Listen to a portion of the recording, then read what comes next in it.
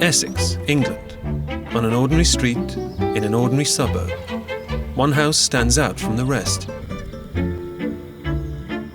My mum actually walked past today and said that there was a really bad smell in there. So she was kind of wondering what his house smelled like.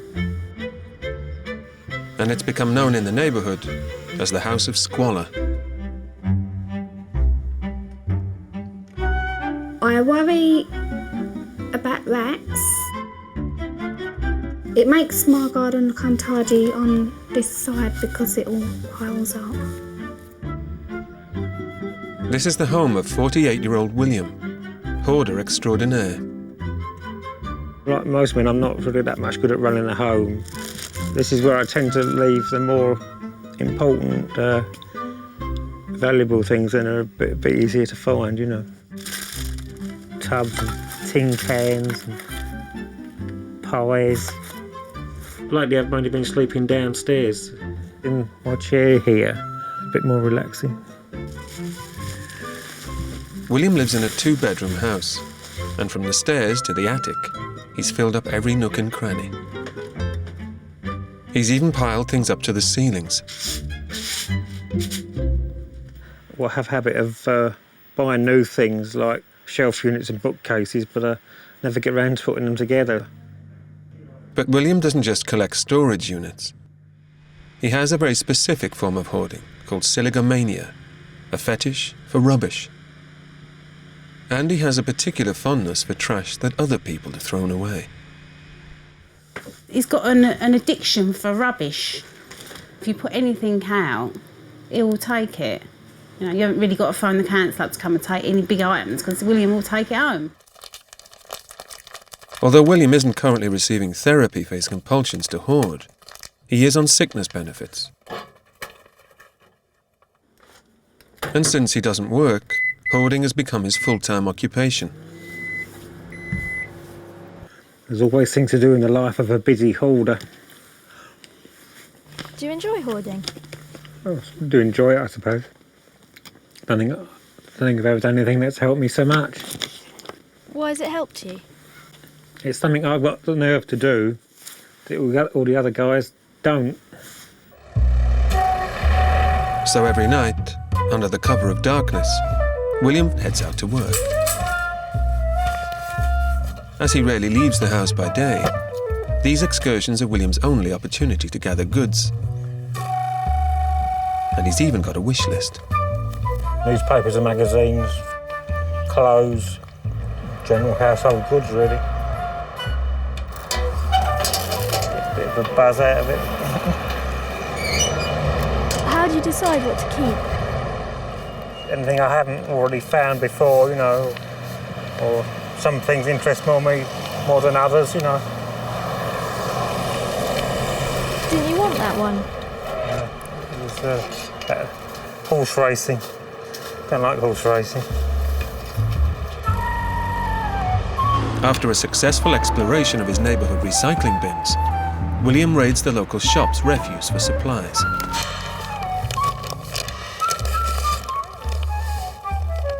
William? Sorry? Where are you off to now? I'm back home. What did you find in the bag? I need some food. For William, his loot forms the basis of his daily diet.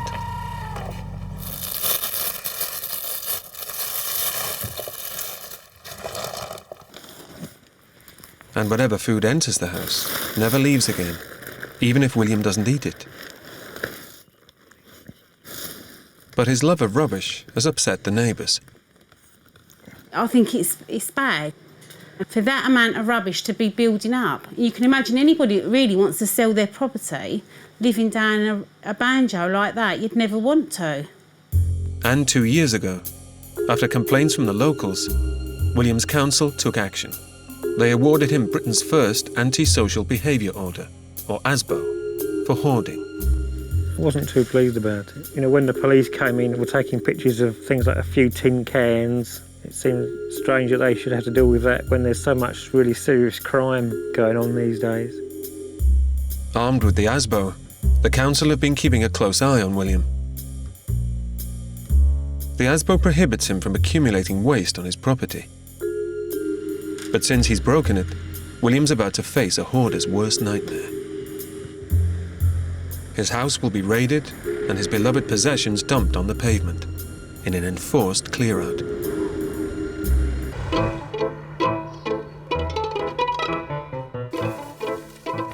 Essex, and William's preparing for a battle with the local council, who are threatening to clear him out of his hoard of household rubbish.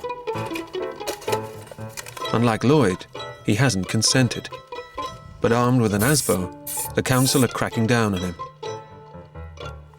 So for the first time in a year, William's tidying up. Old food.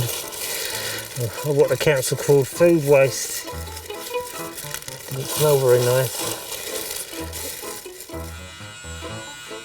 As a homeowner, William can't be evicted. But the council do have final say over what stays and what goes. It feels rather invasive. It does annoy me at times, sort of being told what I can and can't have. At a huge cost to the council, a 5-man team has been drafted in. This is the 5th time that they visited William. Bill is a regular client of ours.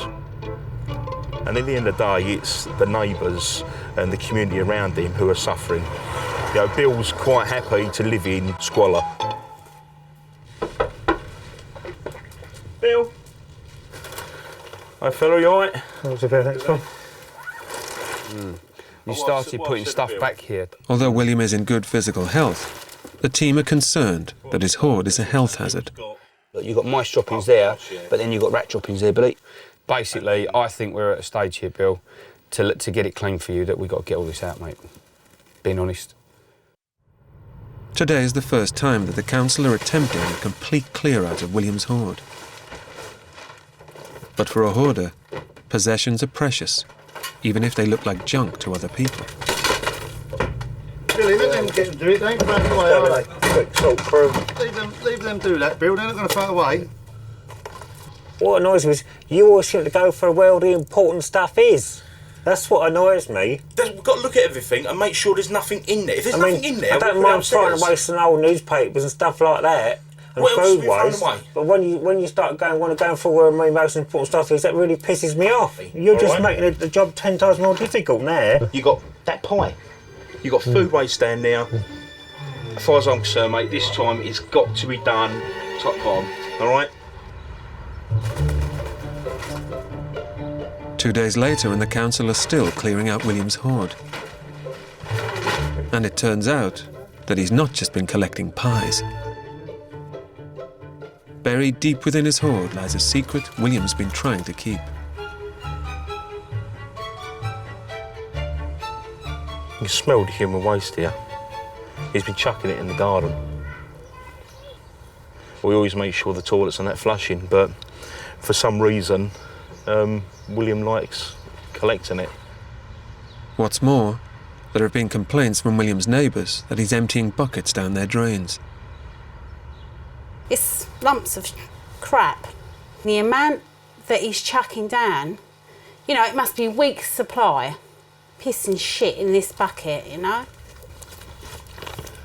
I don't think I've ever caused that much problem for the neighbours. Just that because I don't really conform to the neighbours' way of life, they don't like me.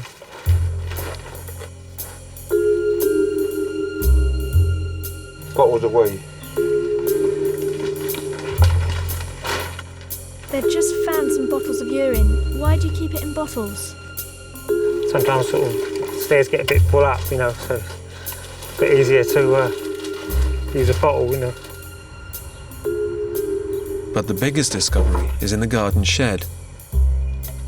William has been hoarding his own faeces and storing it in paint pots. I didn't realise there was that amount of human waste in there. Bill does care. I think it'd be wrong to say that he doesn't, but he just cannot stop himself. They have taken buckets away. Does that bother you that people see that? Well, it's happened before, so... Is it just stuff that you haven't been able to get to the loo? Probably, yeah. It could have been in there perhaps a few years, 2 or 3 years, you know, or more.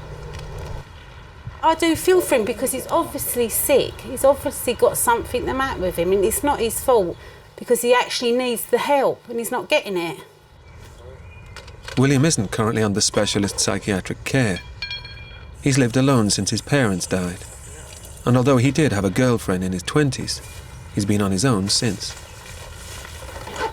I have none of those things, you know. I don't have any family or friends, and to the world at large, I'm as nutty as a fruitcake. What would you like to happen? What do you want? Perhaps some therapy wouldn't go amiss.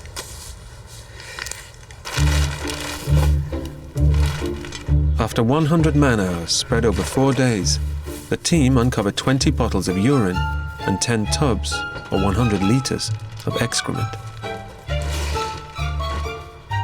In total, they removed 12 tons of waste. I'm a bit exhausted. I didn't get a lot of sleep when it was going on. It's nice to see it clear.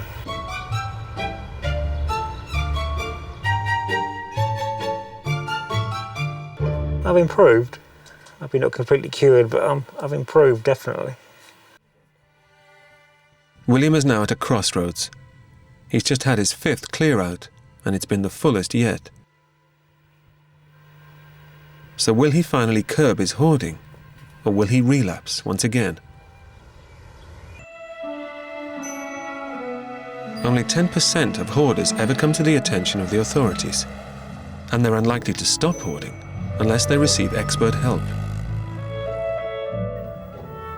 It's been 8 weeks since William was cleared out by the council.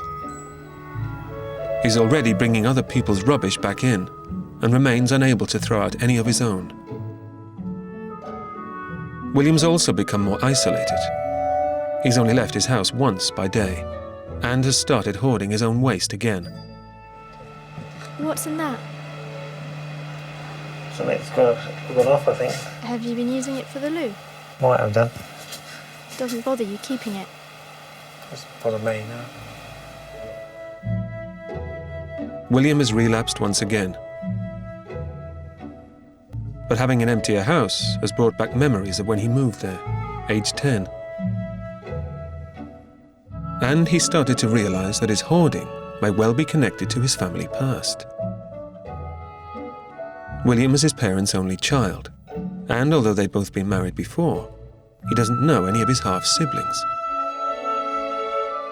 My father was something of an Alf Garnett sort of character, was something of a heavy drinker, was often violent towards both me and my mum, and I think that's probably had an effect on me. When his father died, William's relationship with his mother deteriorated, and his hoarding started in earnest. She sort of would go on about her first son from her first marriage, and now she should never have left him. So I suppose you could say that she filled me up with all her rubbish, so I've ended up filling her house up with rubbish. For 48-year-old William, things have replaced people. And as long as he lives on his own, hoarding will always be his way of life. I'm probably not in what most people would call a good position, being at my age, which might be a good idea perhaps to think about maybe getting back to work. That would be nice, I suppose. Or perhaps even find myself a partner, and perhaps some friends.